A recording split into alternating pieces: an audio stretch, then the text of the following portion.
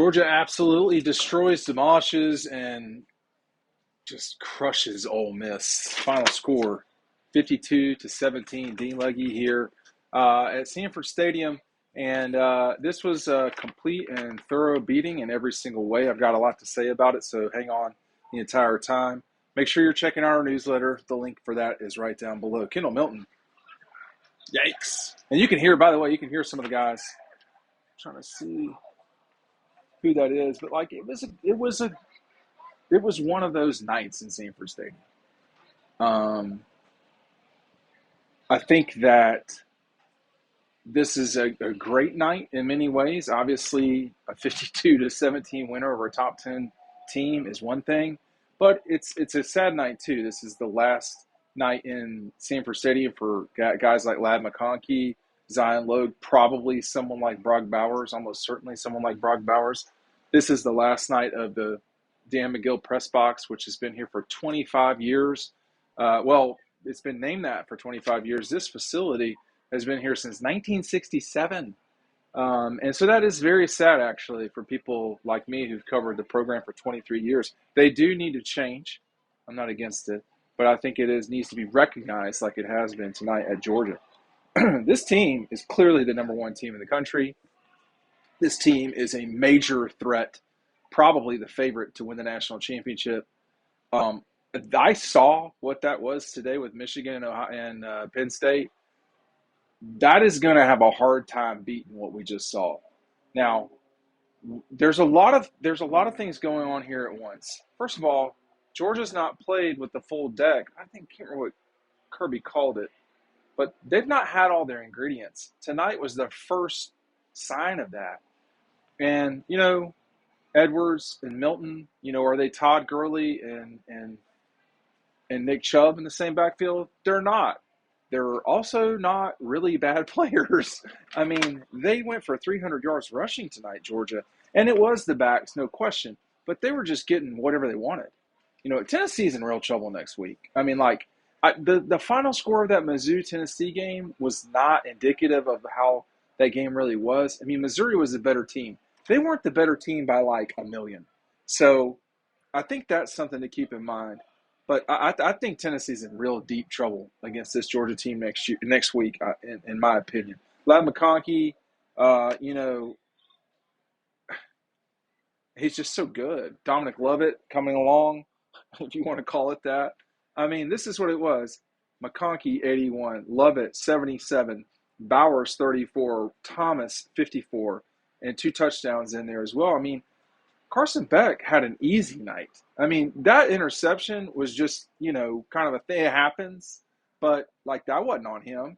So, at the end of the day, when you just look at this, when the one thing about Ole Miss at the beginning of the game was they was just running on Georgia. It was that simple. It wasn't they were scheming. So they were just running. So Georgia ratcheted that down. And I thought Jackson Dart played okay, but Georgia Tech is going to get crushed. Georgia's going to crush them. They played horrible today against Clemson, and maybe with the Jackets it's up and down. I don't know, but Clemson ain't good, and that was bad. The early games. I mean, Alabama. I mean, I'm not so far from saying Alabama's the second best team in the country. I mean, they're disciplined. They know how to play. It's all there. They just can't lose to Georgia and Atlanta or Auburn. But they have no real margin for error. Florida State. I mean, Georgia's better than these teams. Alabama is if Alabama might not be the second best team in the country. They're not the seventh best team in the country. They're better than a lot of these teams that are ranked in front of them, and they will be a real challenge for Georgia. I think Georgia wins that game right now. But let's just see how it progresses. Brett Thorson had a really nice kick. C.J. Allen played great. Now, we talked about him in the summer, and, so that was not shocking. It was not shocking, if you remember at Dawg Post, to see Brock Bowers play tonight. I'm glad, just to toot our own horn, I'm glad that we reported it the way that we did, because in talking to Carson Beck, it wasn't obvious, according to Carson, that Brock Bowers was going to play until Thursday. He said, he was kind of hobbling around a little bit. He said, but Thursday it was pretty evident. And on the site, we were, I wouldn't say reported, but we posted on the message board on Thursday. He went with the ones. There was, it was in full go and all this stuff. So I think that we had that pretty right. He was on the aggressive side of getting this tightrope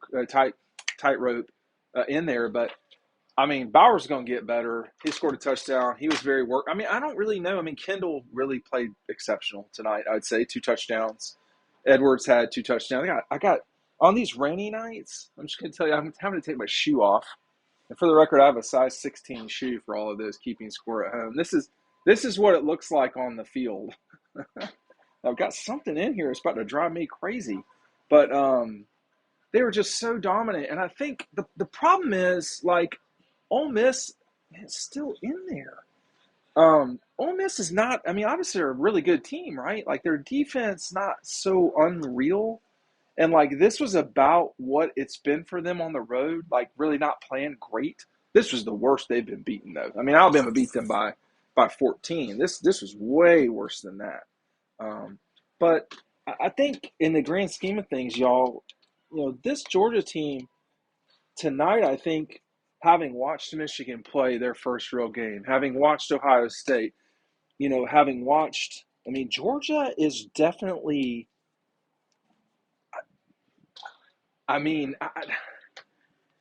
when you watch the Big Ten, it doesn't look like they're playing football.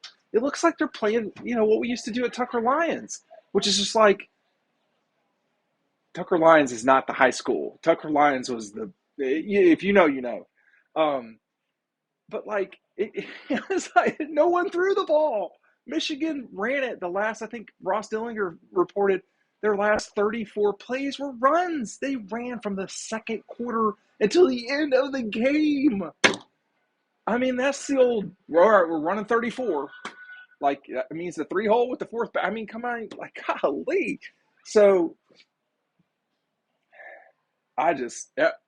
but, maybe they're going to try to get Georgia into a phone booth and just like, but I just, after what I saw today, and I had people from like the NFL texting me about, hey, it doesn't look like Michigan, but we'll see. I mean, like, Ohio State's got very good explosive players. I think Ohio State has a very good chance to beat Michigan, and we'll just see how that goes. But, I said it after, I guess it was Kentucky, but it was just after the Vanderbilt game, and I was like, they're playing well. Like, Georgia's playing well right now. Like, I try to really emphasize that after Nashville or right after the game. It's like, hey, they're really playing well. Now, they only won by 17 at Vanderbilt, but they're playing well. And they have played well from the Kentucky game on. So, the Auburn having to grind that out, that was important for them. And it may be that we look back and they didn't have to win that game. I don't know. But I just think everybody better watch out, because this is a really nasty team. 61 plays for 611 yards. Okay. Now, as I just said, grew up in DeKalb County, so my math is not always the greatest. That's about 10 yards a play. That is crazy. So just a play, like incomplete passes counting that. So I don't know. I mean, there was a couple of snafus here and there. The fake punt, well, it wasn't a fake punt. I was thinking about Dabo today. I mean, that guy, he just makes it so hard on Clemson sometimes to just, like, in James Franklin is not a good coach. Just, like, save your discussion about what he did at Vanderbilt for some other person. He's not good. If you have the resources of Penn State, and you have, the Philadelphia market, you have New York, you've got, all of really Maryland and Ohio and Pennsylvania. Pennsylvania is one of the largest states in the country. It's football crazy. And you can't get past anybody, like, you're not a good coach. Now, he's not a bad coach, but he ain't close to elite. I see people comparing him to Mark Richt. Bitch, Mark Richt won. He won big games. If you don't remember them, go back and look. Okay, that he didn't win national championships is not the same thing as James Franklin not winning championships. Those two things may be the same thing, but Mark is a college football Hall of Famer. We saw that tonight. That's not in dispute. And, James Franklin is going to be, it looks to me, like a really good coach at Penn State that never probably wins the national championship. He ain't winning the national championship as long as Kirby Smart's the head coach at Georgia. Because DeAndre Swift is not going to Penn State. Any of these guys, Brock Bowers, Jordan Davis, and people love Jordan Davis. He's probably still out here taking pictures with people. Is he? No, but it is sad though, y'all, because this is the last moment. So I remember playing the last game that I played, and it is sad. And the truth of the matter is, in college, and the truth of the reality is that now we depart this cathedral of college football of the South, and you just look at all of these.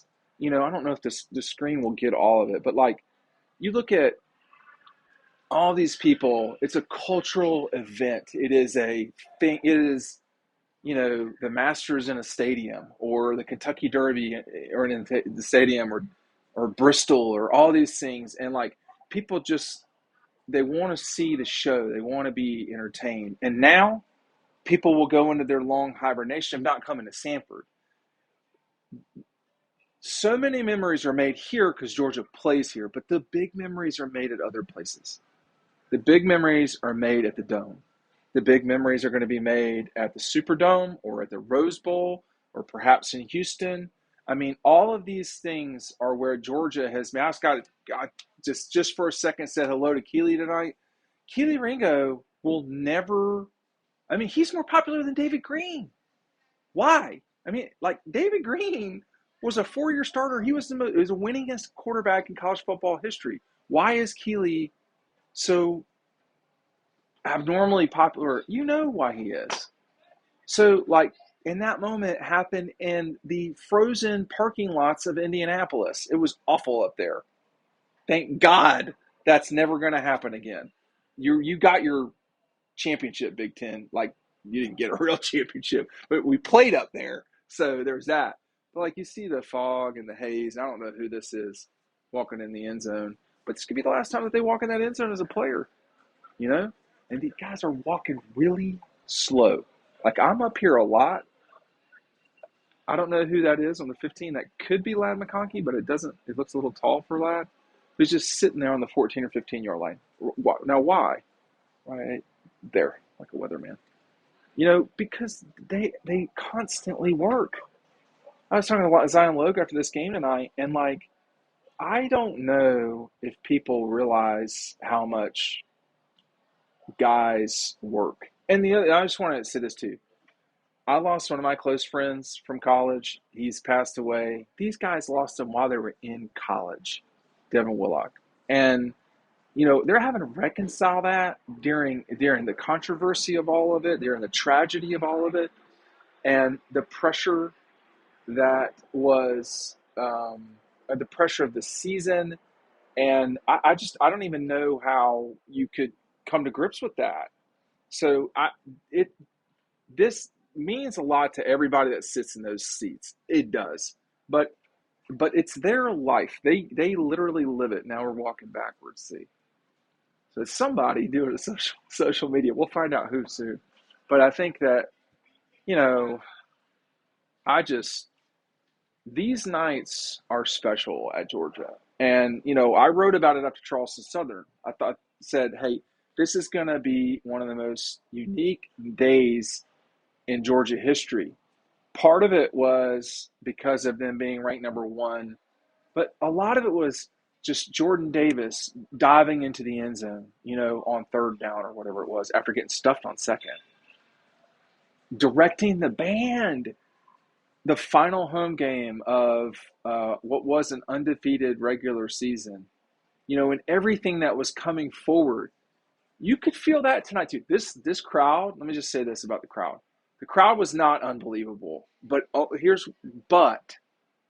it wanted to be, but the game just like never gave it a moment of pure, complete pile driving of Ole Miss. Every time they came that close, so I thought the non-roof was going to blow off this thing if Georgia scored at all. But on the first drive, I mean, when it was 3rd and 15 for Ole Miss, they converted that on the 4th down. I mean, it sounded crazy. It was very, very. I mean, it was exactly the way this place should be. But my criticism, it's not a. I just don't take criticism to be negative. My critique of it is the crowd never got a chance to just be like, "Oh my gosh, there's a pick six," or Georgia just ground Ole Miss down. They won this game 6-4, 6-1, or something like that. Like it was like it wasn't. I don't even know it was 6-4. It was like 6-3, 6-1, and like it wasn't really competitive. I mean, they just smoked them, but it was slow motion. It was slow motion, and there's only this guy is still hanging out. I'm assuming that's a player because it sure looks like one. I can't tell who it is this far away. I got LASIK in 2012, and it's been some time now. Actually it's just too far. So, but I think it was a wonderful home season for Georgia. The next time we'll be here, this press box will be transitioned into a place for high dollar donors, which to me makes a lot of sense. The press box will be way up there. Of course, typically 90% of the time I'm just on the field because of photos. But don't take for granted all of this. There's not a lot of places like this. There's not. Go to Vaught Hemingway. People talk about, oh, I love Oxford. Man, are you like don't like that's fine, but don't compare it to here. It's not the same. Columbia, Lexington. I mean, Auburn. There's not a lot of places like Athens. And I mean, I will get on my high horse. I've been to a lot of places. I've been to Notre Dame, obviously been to Clemson. Texas will be nice, but like there's not a lot of places like here. Chapel Hill is probably a decent comparison, but like Knoxville, I don't mind Knoxville. I think it's fine, but it ain't Athens. And Neyland Stadium is not a Sanford Stadium. It's not the same. It's a big rockin' behemoth. Sanford is elegant. It is, you know, it is a very nicely dressed lady. It isn't. It's not a dump truck, and we have those in this league. We have some dump trucks, and LSU and Tennessee know what I'm talking about. But it's tough to play there. So this is nice, and people should appreciate it. I think they do. I'm not sure, but I think these players do. And y'all did a good job, you know, making it special for a lot of these players' final games. The game in Athens, guys like Ladd, Zion Logue, Nazir. There's a lot of seniors on this team. It's not like the 21 team. It's not. But man, they look just as deadly. I got to say, they're not shut down on defense like that one. But they can just score so fast. What is wrong with Mike Bobo? Mike, you didn't score on every drive. What's going on?